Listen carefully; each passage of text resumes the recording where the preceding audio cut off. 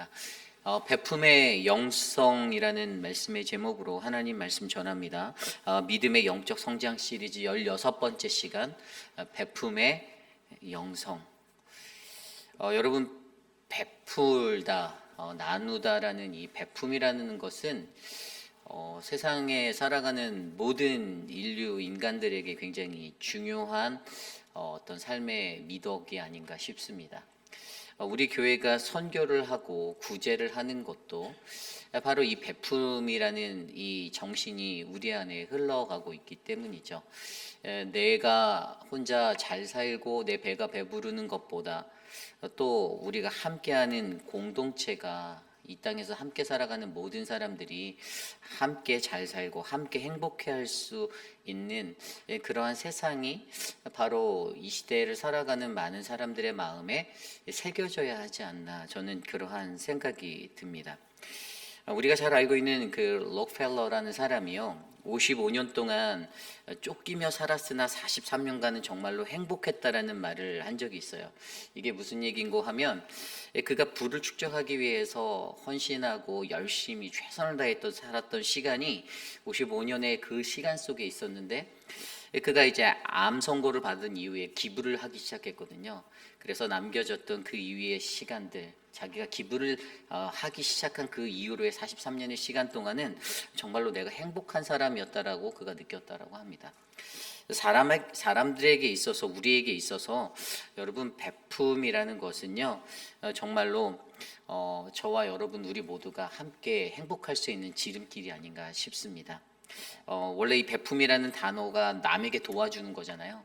근데 이 남에게 도와준다는 단어 자체가 어떻게 시작되었냐면, 주어서 가지게 하는 거고요, 그리고 마련하여 누리게 하는 거예요.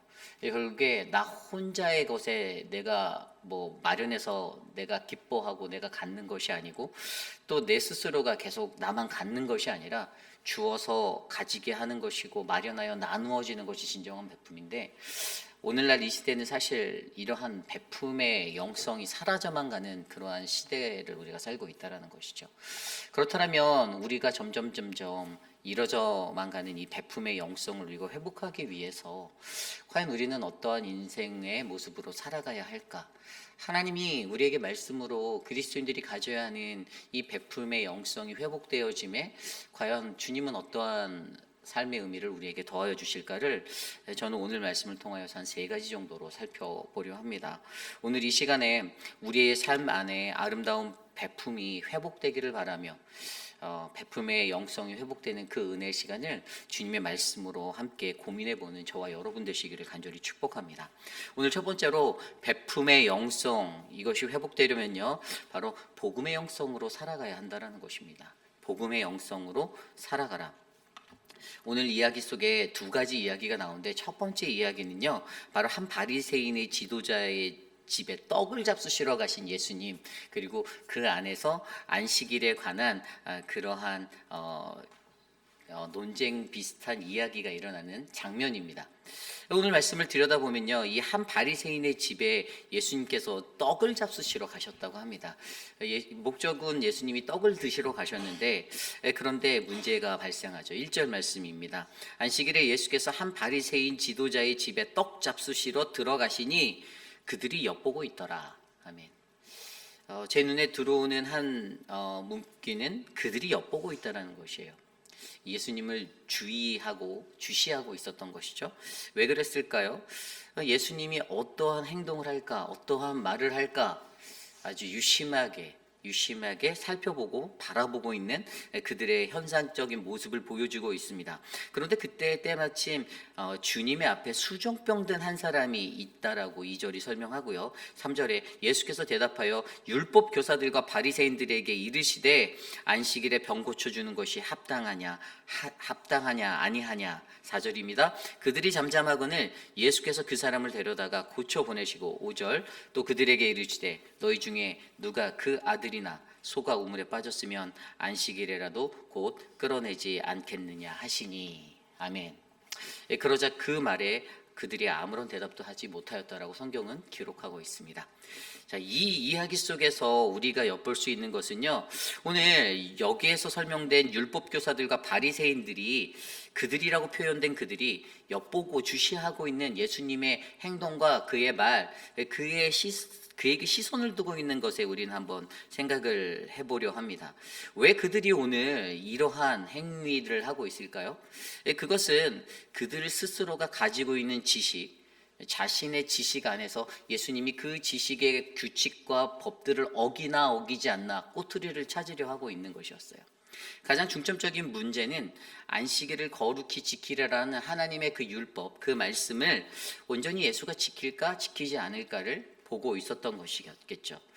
문자적으로 그들이 이해했던 율법 속의 안식일은 그냥 안식일의 날에는 아무런 노동을 하지 않는 것이다라는 그런 정의로 그들의 지식이 되어 있었고, 그들의 삶의 신앙의 자리에 행위로 잡혀 있었어요. 그런데 여러분, 가장 중요한 것은 신앙은요, 단순히 지식으로 할 수 있다라는 것이 아닙니다. 신앙생활을 지식으로만 하는 사람들은요, 언제나 쉽게 넘어지고 늘 바리새적인 그러한 일상을 살 수밖에 없는 그러한 어그러진 신앙의 모습을 가질 수밖에 없는 것이죠. 그리고 그들이 자신들이 가진 그 지식과 자신의 신앙의 자리가 맞다라고 고집하려 하기 때문에 오늘 예수께서 그것을 지키는가 지키지 않는가에 관한 그 고찰만이 그들의 눈에 사로잡혀 있는 움직임으로 일어나게 되었다라는 것입니다. 여러분, 우리가 가지고 있는 지식과 지혜로 우리가 신앙생활 하지 않기를 부탁드립니다. 내가 가지고 있는 것, 여러분, 그게 어떤 문제가 되냐면, 오늘 말씀을 들여다보면 그들이 가지고 있는 지혜와 그들이 가지고 있는 이 지식으로 신앙생활 하려 할 때 가장 큰 문제는 온전한 베품이 막혀진다라는 것이에요. 그리고 생명을 잃어버리게 된다라는 것입니다. 굉장히 중요한 문제예요. 근데 대부분의 사람들은 내 눈앞에 닥친 그 문제들 때문에 요동치죠. 인간적인 감정과 우리들의 것들이 그렇게 움직이게 되어져 있어요. 그런데 정말로 중요한 것은 우리가 갖고 있는 이 짧은 지식이 하나님의 은혜를 가로막는 자리에 서지 않기 위해서 내가 집중해야 하는 것은 무엇인가를 고찰해 보아야 하는 것이죠. 그것은 바로 복음의 영성이에요. 여러분, 복음이 왜 우리에게 존재합니까? 그들에게 주어진 복음이 이 율법이라고 주어졌던 계명 한 구절 한 구절을 문자적으로 한 차의 오치도 없이 지켜내는 것이 정말로 하나님이 원하셨던 것이었을까요? 오늘 그들이 붙잡고 있는 불순한 의도로 이렇게 살아가고 있는 그 신앙의 모습들, 고치는가 안 고치는가, 이 안식일에 예수가 그 행위를 하는가 안 하는가에 삐딱선을 타고 트집을 잡기 위해서 바라보는 그들의 관심이 머물러 있는 자리들을 오늘 우리의 삶 속에서 우리가 그러한 자리로 만들어 놓지는 않고 있는지 저와 여러분들이 점검해 보시길 바랍니다. 여러분, 복음의 영성이 우리에게 그래서 필요합니다. 복음의 영성. 여러분, 그렇다면 복음의 영성이 무엇일까? 여러분, 복음의 영성이 무엇이에요? 저는 간단하게 이것을 한마디로 복음의 영성은 바로 예수 그리스도라고 설명드립니다. 여러분, 마가복음을 읽어보셨으면 마가복음이 몇 장이죠? 16장이에요. 16장이에요. 마가복음 1장 1절이 이렇게 시작합니다. 하나님의 아들 예수 그리스도 복음의 시작이라. 가장 먼저 첫 구절이 하나님의 아들이신 예수 그리스도, 그가 복음의 시작이다라고 말하고 있어요. 혹시 마가복음을 다 읽어보신 분들을 보시면 그 안에 수많은 예수님의 공생의 기적의 이야기들이 나오지만 마지막 16장 쪽으로 넘어가면 16장에 마지막에 어떤 이야기가 나오냐면, 예수님이 다시 부활하셔서 막달라 마리아에게 보이시고 두 제자에게 나타나 보이신 후에 11제자에게 나타나시는 그 나타나심의 자리가 이어서 나와요.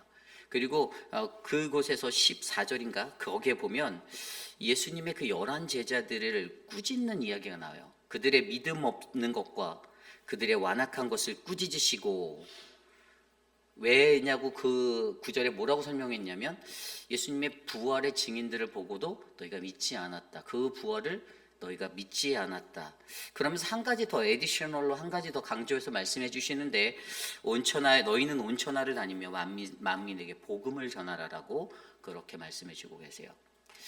저는 이 마가복음의 이야기를 통틀어서 어떻게 설명하냐면, 바로 하나님의 아들 예수 그리스도 복음의 시작이 된 그 시작점이 저와 여러분 우리들의 삶에서 새로운 시작점이 되어 바로 흘러가는 그 복음의 선포가 되어야지 바로 이것이 복음의 영성이다라고 믿습니다. 복음의 영성이라는 것은요, 예수 그리스도를 믿는 우리가 그리스도를 전하는 자로 살아가는 것입니다. 만민에게 나가서 복음을 증거하는 자로 살아가는 것이에요. 어제도 저희가 노방전도를 나갔습니다.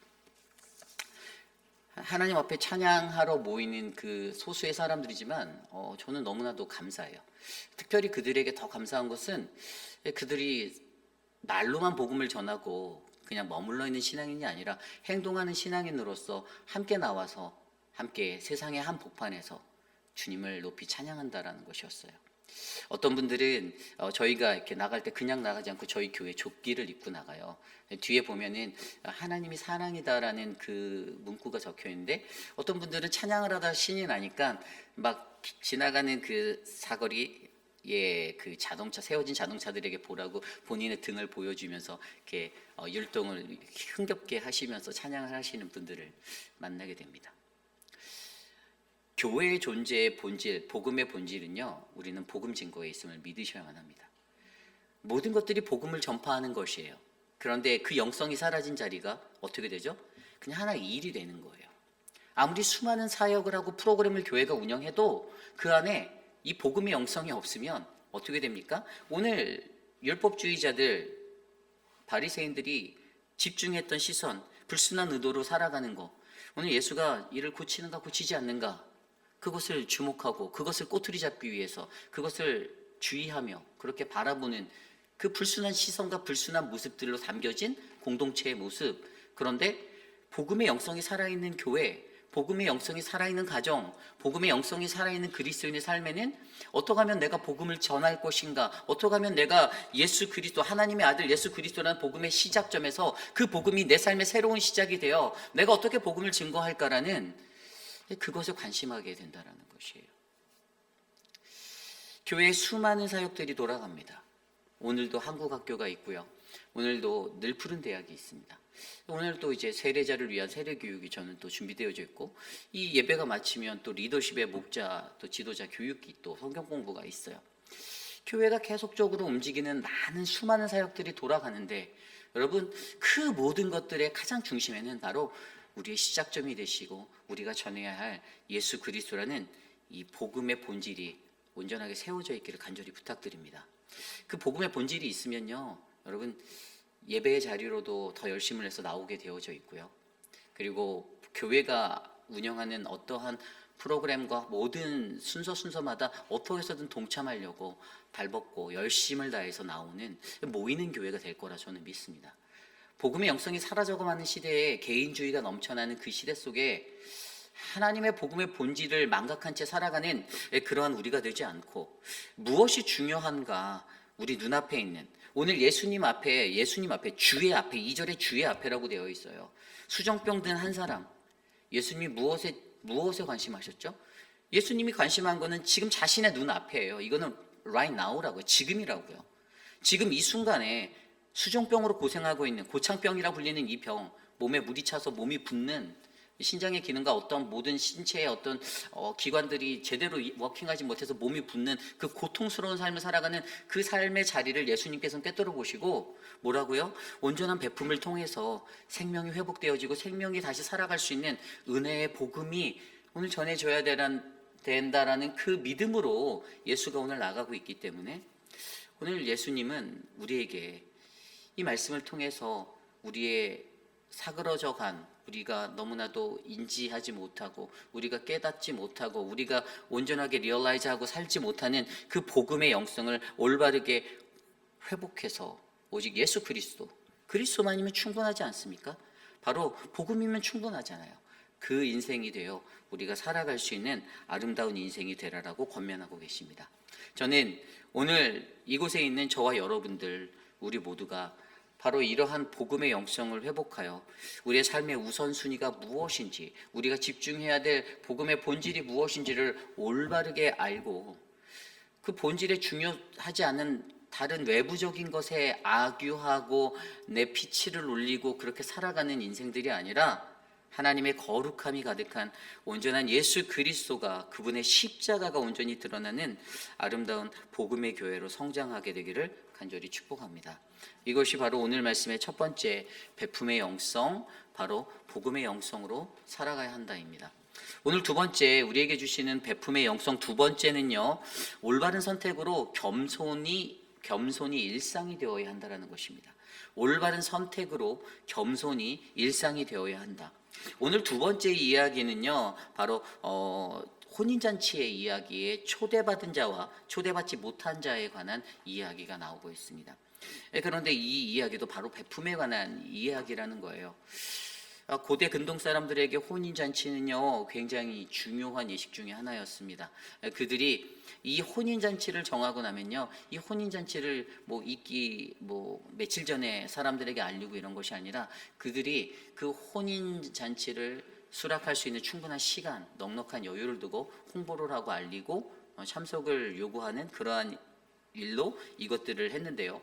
근데 이 혼인잔치는 바로 모든 사람들과 함께 즐거워할 수 있는 그런 베품의 자리가 되어야 한다라는 그러한 이야기인데, 결국에 이 이야기 속에서도 오늘 우리들의 이 아름다운 베품이 일어나지 못하는 삶의 현실 속에 과연 그 베품의 영성이 어떻게 회복되어지는가에 대한 두 번째 시선으로 우리들에게 올바른 선택으로 겸손한 삶이 일상이 되어서 흘러가야 한다는 것에 대해서 주목해 주고 있어요. 특별히 오늘 말씀을 들여다보면요, 오늘 말씀에 11절 말씀에 이렇게 나와 있습니다. 무릇 자기를 높이는 자는 낮아지고 자기를 낮추는 자는 높아지리라. 아멘. 오늘 말씀의 이야기 속에 전체적으로 들여다보면요, 이 초대받은 자의 모습을 연구했어요. 그죠? 성경이 연구했어요. 근데 초대받은 사람이 어떻게 했습니까? 앞쪽에 보면 초대받은 사람이 와서 높은 자리를 선택한다라는 거예요. 7절이죠. 청함을 받은 사람들이 높은 자리를 택함을 보시고 연구한 거예요. 딱 봤어요. 이제 관찰한 거예요. 초대받은 사람들이 와서 상석에 앉기만을 원하네. 이게 설문조사는 안 했을 거고 그냥 본인이 계속 오는 사람마다, 손님들마다 다 이렇게 받겠죠. 그랬더니 그 사람들이 자꾸만 다 높은 자리에 상석에만 앉으려고 한다는 거. 너도 나도 죄다 그냥 그 자리에 앉으려고 한다라는 거예요. 그래서 그들에게 비유로 말씀해 주십니다. 8절입니다. 내가 누구에게나 혼인잔치에 청함을 받았을 때 높은 자리에 앉지 말라. 그렇지 않으면 너보다 더 높은 사람이 청함을 받을 경우에, 9절입니다. 너와 그를 청한 자가 와서 너더러 이 사람에게 자리를 내주라 하리니 그때에 내가 부끄러워서 끝자리로 가게 되리라. 아멘. 자, 어떤 원리가 일어난다고요? 손님으로 청함받은 사람이 가장 좋은 상석에 와서 제일 먼저 와서 신나게 그 자리가 비어있어서 앉았는데, 조금 있다가 마을 이장님이 딱 나타나니까 주인이 와서 너 저 옆으로 가서 앉으라는 거예요. 그 자리에 이장을 앉힙니다. 근데 조금 있다 보니까 이제 이장보다 더 끝발이 있는 시장이 와갖고 오니까 이제 한 자리 또 계속 밀려서 결국에는 끝자리로 가게 되는, 끝자리로.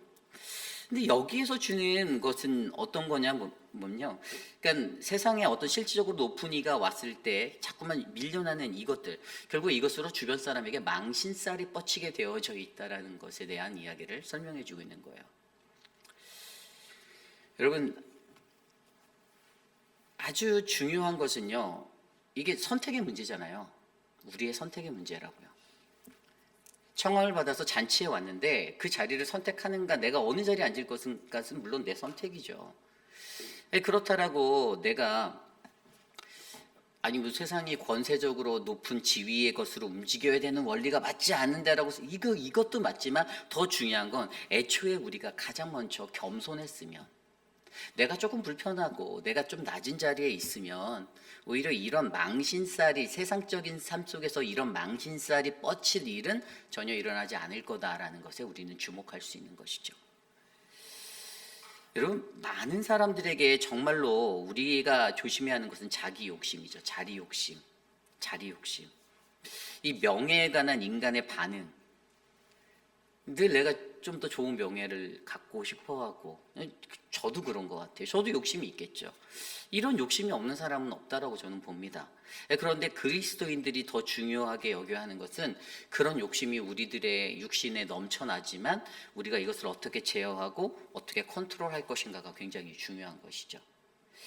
그러한 욕심이 난다라는 육적인 것들을 우리가 알면서도 우리가 이것을 인내하고 기다리고 참아낼 수 있는 것, 이것이 진정한 신앙인의 모습이다라는 것입니다. 여러분, 저는 저와 여러분들에게 우리가 선택해야 되는 그 선택의 시간, 선택의 자리, 이 어떤 자리에 욕심에 나는 뭐 잔치의 자리를 말하는 것이 아니에요. 비유적으로 혼인잔치의 자리를 이야기했지만 사실 이거는 교회 공동체나 사회 속의 어떠한 자리에서든지 우리가 사람들과 어울려 살아가는 공동체의 자리에서 자꾸만 내가 대접받기를 원하고 내가 높은 곳에 서려 하는 인간의 그러한 어긋난 욕망과 욕심들을 우리가 잘 제어하고 항상 겸손하게 올바른 선택을 우리가 그 순간마다 올바른 선택을 하면서 내가 높여지려 하는 나의 자아를 누르고 그렇게 하나님 앞에 나아갈 때 우리는 정말로 하나님의 그 베품의 자리를 함께 나누고 복음의 은혜를 누릴 수 있는 그 귀한 시간을 마주하게 될 거다라는 사실을 저와 여러분들이 기억하시기를 바랍니다. 그래서 여기서 우리가 한 가지 좀 더 주목해야 될 게 있는데요. 그렇다면 어떻게 하면 올바른 선택을 할 수 있을까라는 질문을 던질 수 있잖아요. 저는 그것의 답이 바로 오늘 말씀에 나와 있다 보는데 예수님이요 그들에게 비유로 말씀하셨다라고 7절에 나와 있어요. 비유로 말씀하셨어요. 왜 예수님이 이 이야기를 설명할 때 비유로 하셨을까 저는 고민해 보았어요. 그랬더니 제게 드는 생각이 이 육은 영으로 이해할 수 없다. 영은 영으로 이해해야 된다라는 생각이 들게 되었습니다.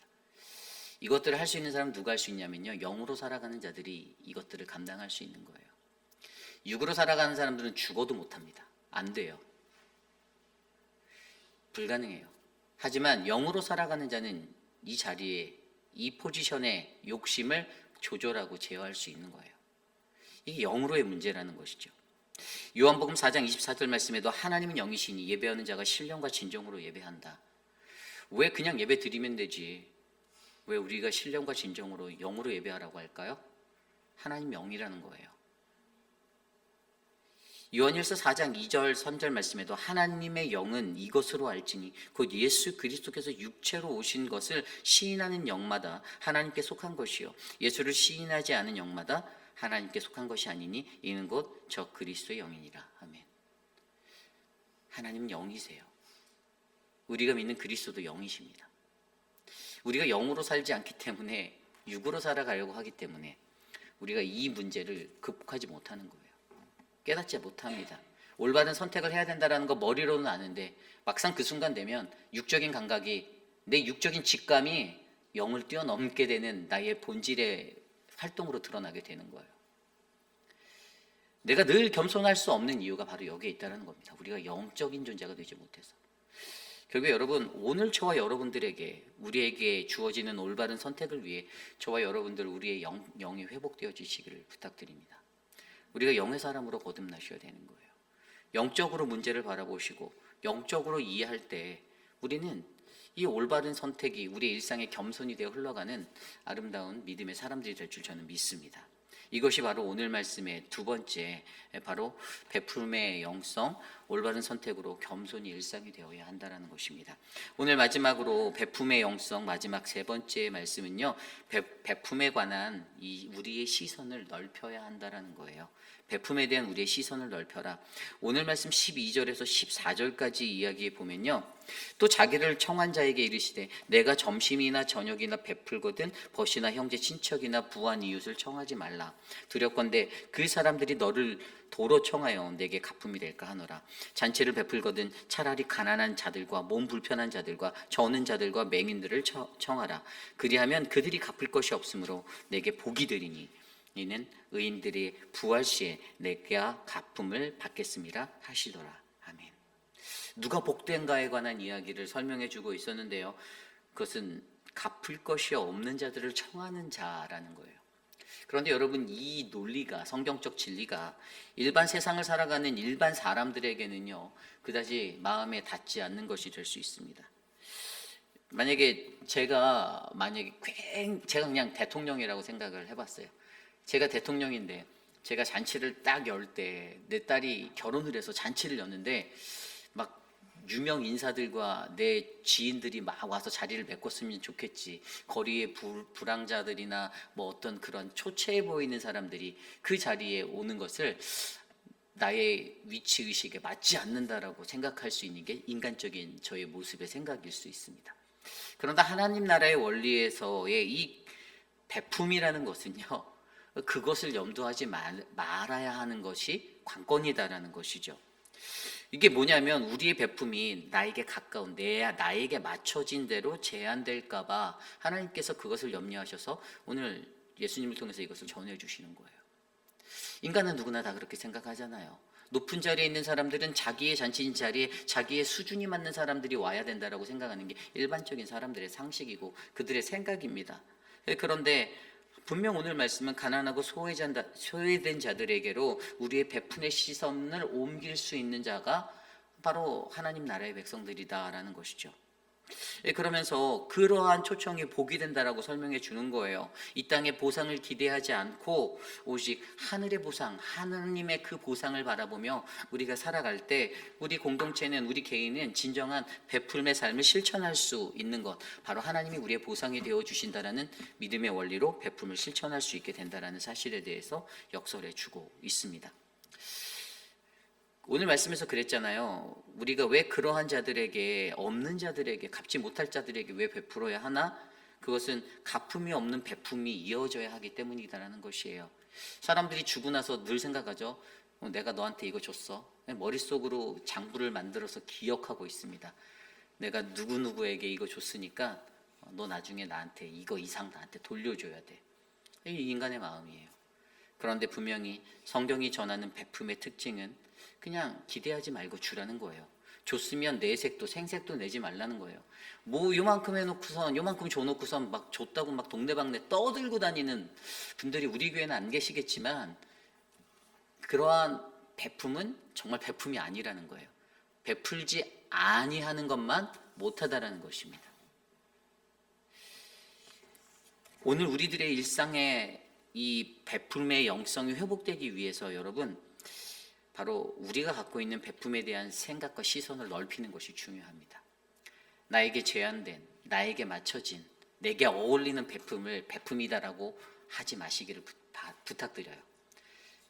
그래서 우리에게 필요한 게 이웃사랑 헌금이고 우리가 선교 헌금을 드리는 겁니다. 몸의 일상으로 붙이셔야 돼요. 우리가 선교지에 가서 선교사님들을 만나면서 느꼈던 것 중에 하나가, 저는 계속해서 느끼는 것 중에 하나가, 그 많은 교회들이 선교 헌금 보내놓고 선교사님들을 컨트롤하려고 하는 거 아십니까? 이거 해라, 저거 해라. 근데 여러분 잘 생각해 보세요. 제가 그때마다 늘 제 스스로에게 던지는 질문이 있는데, 그럼 너는 어디 있니? 라는 질문이에요. 나는 어디 있니? 근데 나는 선교지에 없더라고요. 선교지에 그들이 있어요. 여러분들 나가서 다른 나라에 가서 뭐 일주일이든 여행만 하고 오셔도 피곤하잖아요. 근데 그 사람들은 그 현지 그 속에서 365일 몇십 년을, 수십 년을 그렇게 살고 계세요. 막 눈에 보이게 뛰어난 부흥의 역사가 그 현장에 일어나지 않을 때도 많아요. 거의 대부분 그렇습니다.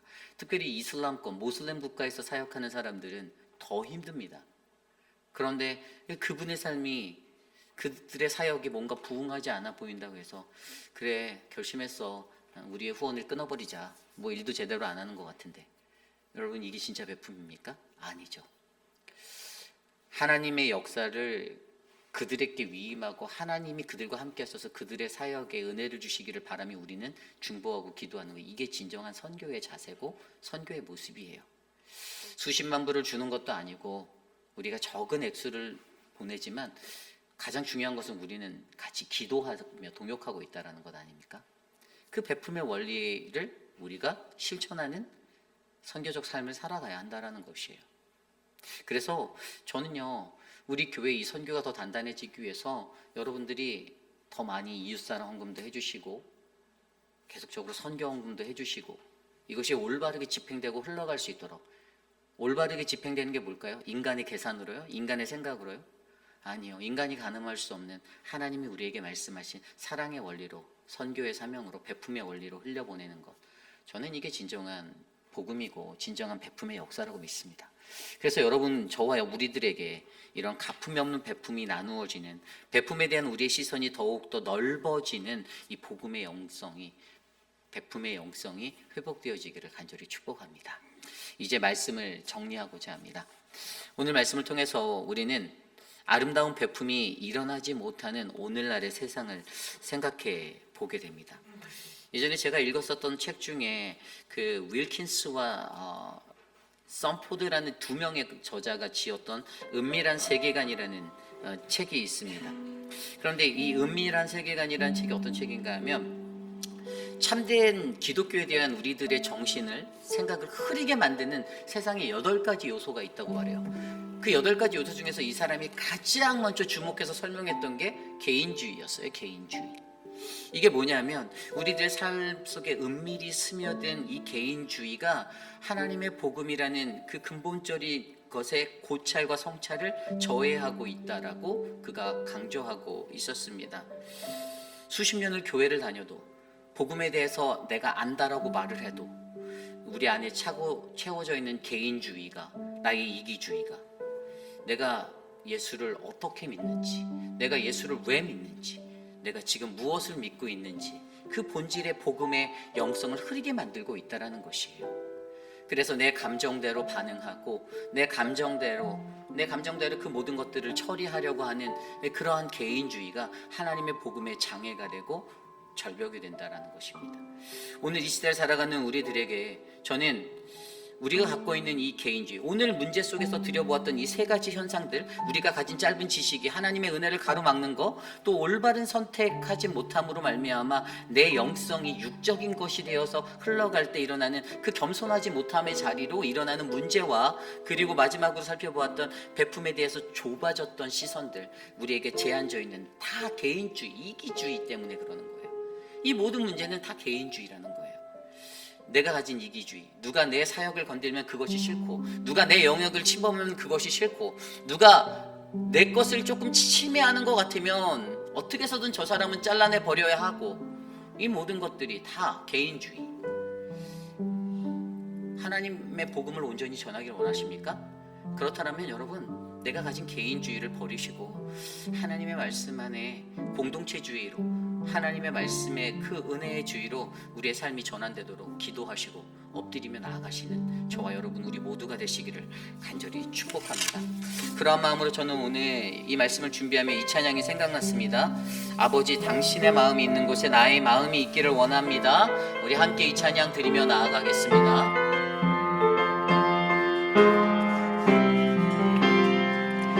아버지, 당신의 마음이 있는 곳에 나의 마음이 있기를 원해요. 아버지, 당신의 눈물이 고인 곳에 나의 눈물이 고이길 원해요. 아버지, 당신이 바라보는 영혼에게 나의 두 눈이 향하길 원해요. 아버지, 당신이 울고 있는 어린 흉장에 나의 두 마리 향하길 원해요. 나의 마음이 아버지의 마음이라 내 모든 뜻 아버지의 뜻이 될 수 있기를 나의 온몸이 아버지의 마음이라 내 모든 삶 당신의 삶 되기를. 아버지, 당신의 마음이 아버지, 당신의 마음이 있는 곳에 나의 마음이 있기를 원해요. 아버지, 당신의 눈물이 고인 곳에 나의 눈물이 고이길 원해요. 아버지, 당신이 바라 바라보는 영혼에게 나의 등이 가라길 원해요. 아버지, 당신이 울고 있는 어두운 땅에 나의 두 마리 향하길 원해요. 나의 마음이 아버지의 마음 나라, 내 모든 뜻 아버지의 뜻이 될 수 있기를. 나의 온몸이 아버지의 마음 나라, 내 모든 삶 당신의 삶. 나의 마음이 아버지의 마음을 합니다. 나의 마음이 아버지의 마음 나라, 내 모든 뜻 아버지의 뜻이 될 수 있기를. 나의 온몸이 아버지의 마음 알아. 내 우리 마지막으로 다시 한번 고백합시다. 나의 마음이 아버지의 마음을 알기 원합니다. 나의 마음이 아버지의 마음 알아. 내 모든 뜻 아버지의 뜻이 될 수 있기를. 나의 온몸이 아버지의 마음 알아. 내 모든 삶 당신의 삶 되기를. 우리 시간 오늘 주신 말씀을 놓고 함께 기도하기 원합니다. 복음의 본질이 흐려지지 않기를 소망합니다.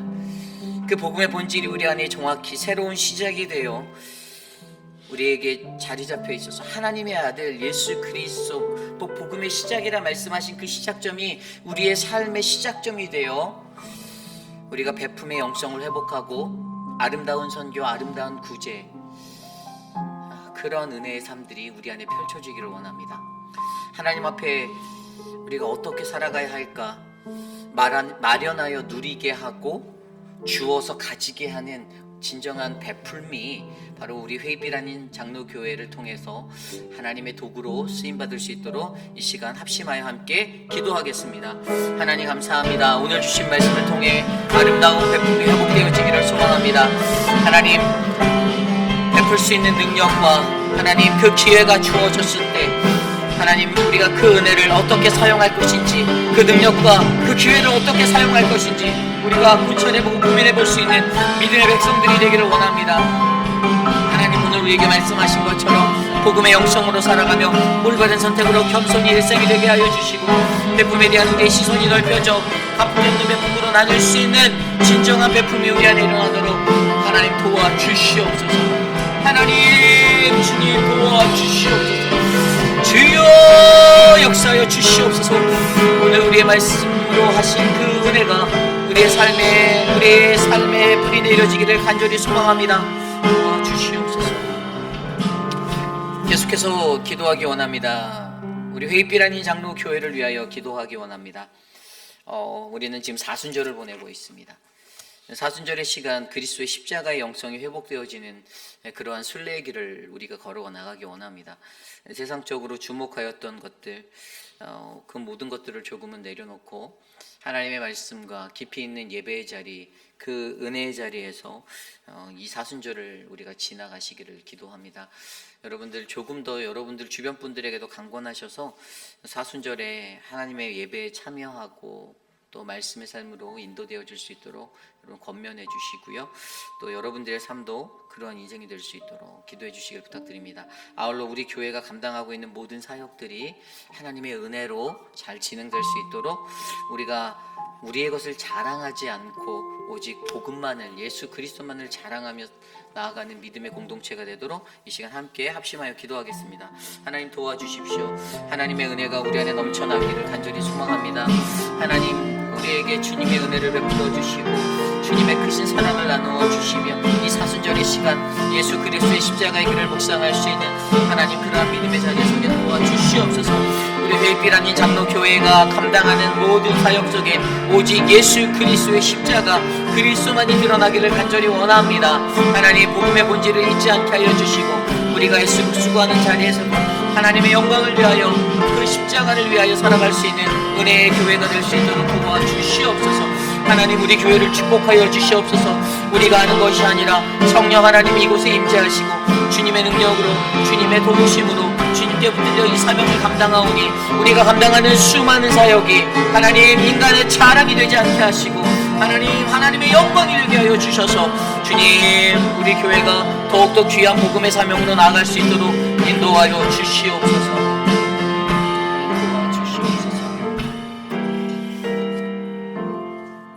우리 이 시간에 기도할 때 우리 교회 교육부를 위해서 기도하겠습니다. 유스 미니스트리와 또 키즈처치를 위해서 기도해 주시고요. 또 특별히 늘푸른 대학과 또 한국학교를 위해서도 기도해 주시기를 부탁드립니다. 모든 교육의 자리가 또 청년부도 있네요. 청년부까지 모든 교육의 자리가 저는 하나님의 말씀에 의해서 움직여지는 그러한 신앙의 훈련장이 되기를 원합니다. 물론 우리가 그 방법론적인 것에 있어서 어떤 세상적인 방법들을 도용해서 활용도 하고 끌어도 가긴 하지만 그래도 결국에 그 모든 것들은 우리가 전해야 하는 복음의 현장 바로 예수 그리스도라는 그 십자가의 자리로 흘러가야 되게 되어져 있습니다. 그래서 우리 아이들이 이곳에서 예배하면서 이 페이필이라는 이 정말 한국인들이 많지 않은 이러한 자리에서 우리가 살아갈 때 우리 아이들이 정말 하나님을 더 깊이 있게 만나고 온전히 알고 말씀을 깊이 있게 느끼는 믿음의 자녀들이 되고 또한 모든 넥스트 제너레이션이라는 이 다음 세대를 일으키는 것에 있어 우리가 하나님의 말씀대로 이 사역들을 끌어갈 수 있도록 기도해 주시고요. 아울러 사역을 맡고 있는 그 사역자들 한 사람 한 사람 정말 영적으로 신실하고 깨어져 있는 성령 충만한 사람들 되고 또 그들이 아이들에게 말씀을 전하고 하기 때문에 그들의 영이 죽어 있으면 사실 피해를 보는 것은 우리 아이들이잖아요. 그러니까 정말로 귀하게 말씀으로 바로 선 견고한 사역자들이 세워져서 하나님의 사역들을 감당할 수 있도록 이 시간 함께 우리 교육부를 위해서 기도하겠습니다. 하나님 도와주십시오. 우리 교회가 감당하는 모든 교육부의 사역을 하나님 지켜주시고 하나님의 은혜로 충만하게 하여 주시고 하나님 우리의 자녀들을 이 땅에서 일으킬 귀한 세상의 일꾼으로 하나님의 말씀의 사람으로 비전의 사람으로 바르게 세워가기를 간절히 소망합니다. 하나님 우리 유스를 축복하여 주시고 유스의 아이들 한 사람 한 사람 사춘기를 보내고 자신의 진로를 걱정하며 하나님 그렇게 살아가는 그 시간 하나님의 말씀 가운데 주님을 만나고 주님의 꿈을 찾는 아이들이 되게 하여 주시고 한 아이도 하나님 이 땅에서 좌절하지 아니하고 오직 주님의 말씀으로 회복되어 세상을 일으킨 멋진 그리스도인 하나님의 군사가 될 수 있도록 역사하여 주시옵소서. 이를 위해 쓰임받는 좋은 사역자들이 채워지게 하여 주시고 하나님의 사역자들을 통하여서 하나님 나라가 더욱더 바르게 강성하게 이루어질 수 있도록 하나님 인도하여 주시옵소서. 도와주시옵소서. 하나님 늘푸른 대학을 축복하여 주시고 한국학교를 축복하여 주시며 하나님의 은혜가 넘치는 사역이 되게 도와주시옵소서. 육신의 연약함 가운데 계신 분들을 위하여 기도드립니다. 우리 천문자 집사님을 위해서 함께 기도해 주시고요. 지금 리앱 센터에서 이제 회복 중에 계신데 모든 수술 이후에 육신의 회복이 또 영적인 회복이 온전하게 일어나 건강한 모습으로 다시 뵐 수 있도록 기도해 주시기를 부탁드립니다. 아울러 우리 미스터 가브렐라를 위해서도 기도해 주시고요. 이제 퇴원하여 집으로 돌아오셨는데 모든 수술이 잘 마무리되고 안전하게 회복될 수 있는 시간을 갖게 되었는데 옆에서 돕는 우리 구본신 성도님의 삶이 하나님의 은혜 가운데 강건히 붙들려진 삶이 될 수 있도록 기도해 주시고 또 지난주에 눈 수술했던 우리 강경욱 집사님의 눈의 회복과 또 그 외에도 우리가 기도하고 있는 미스터 아또와 미스터 라빈슨 많은 분들 한 분 한 분 우리가 기억하며 하나님 앞에 이 시간 간구하는 시간 갖기 원합니다. 기도하겠습니다. 하나님 믿음의 사람들을 회복하여 주십시오. 사랑하는 한영숙 집사님을 지켜주시고 한영숙 집사님을 주님의 은혜로 만져주시며 주님 은혜를 강건하게 회복하여 다시 예배할 수 있도록 하나님 이곳에 모아주시옵소서. 사랑하는 주님, 사랑하는 오재근 장로님 건강을 회복하여 주시고, 김현진 장로님, 신학훈 집사님, 이재용 장로님 회복할 수 있는 은혜를 베풀어 주시옵소서.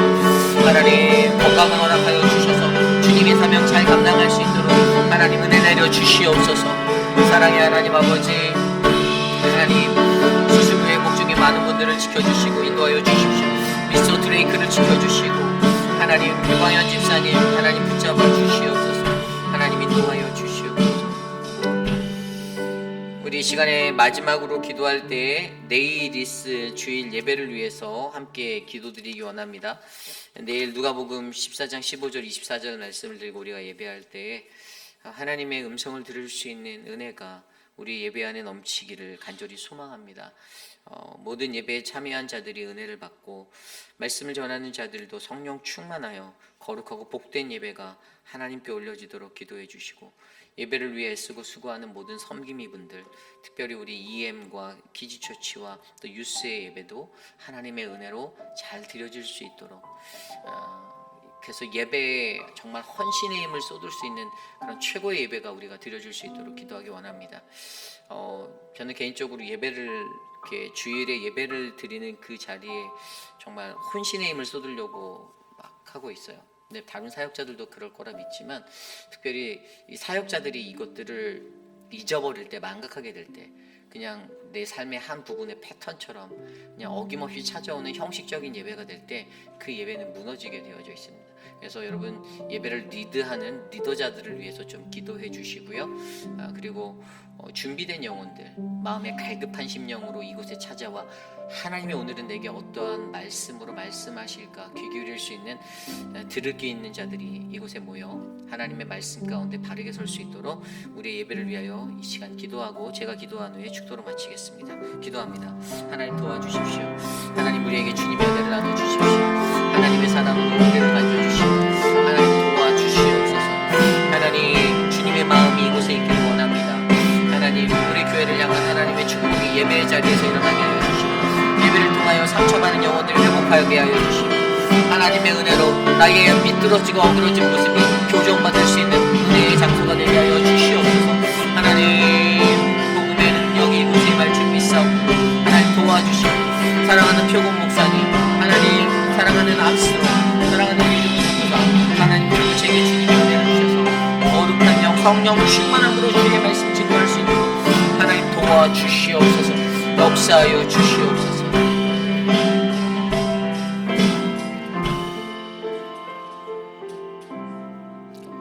참으로 존귀하신 하나님 감사합니다. 하나님 우리가 기도해야 할 것이 너무나도 많은데, 하나님 그럼에도 불구하고 하나님 우리의 기도가 끊어지지 아니하고 이어질 수 있는 그 은혜를 베풀어 주심에 감사드립니다. 사순절을 보내는 이 시간, 하나님 바쁘고 분주한 우리들의 일상 가운데 겸손히 주님을 만날 수 있는 사순절의 묵상이 하나님 우리 안에 넘치도록 하나님 우리의 삶을 인도하여 주시옵소서. 회입길 아닌 장로교회가 하나님의 말씀 가운데 굳건히 세워진 견고한 주님의 예배처가 되기를 원합니다. 하나님 세상에 있는 수많은 교회들보다 하나님 우리 교회에 하나님의 말씀이 더욱더 강성할 수 있는 그 축복의 은혜를 흘려보내 주시고, 특별히 교회를 위해 수고하고 애쓰는 수많은 성도들 안에 하나님을 더욱더 깊이 있게 만나고 말씀 안에 은혜 받는 놀라운 역사가 일어나도록 도와주시옵소서.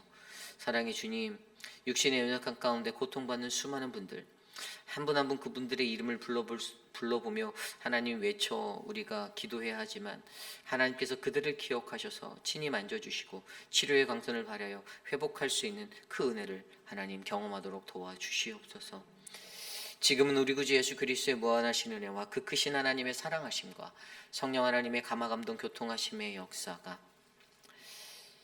베품의 영성을 회복하는 우리들이 되기를 소망하며, 우리가 잃어버린 아름다운 베품의 자리, 우리가 온전히 붙잡지 못하였던 그 베품의 자리가 있다라면 하나님 내가 주님의 말씀 안에서 그 영성을 회복하여 하나님 내게 주시는 그 능력 안에서, 내게 주시는 그 기회 속에서 하나님 그 베품을 하나님 온전히 나누고 싶습니다라고 고백하는 사랑하는 우리 회의필 장로교회 모든 성도님들 한 분 한 분 오늘 이 자리에 나와 주께 예배드리는 믿음의 권속들 머리머리 위에 지금으로부터 영원토록 함께 하시기를 간절히 축원하옵나이다. 아멘.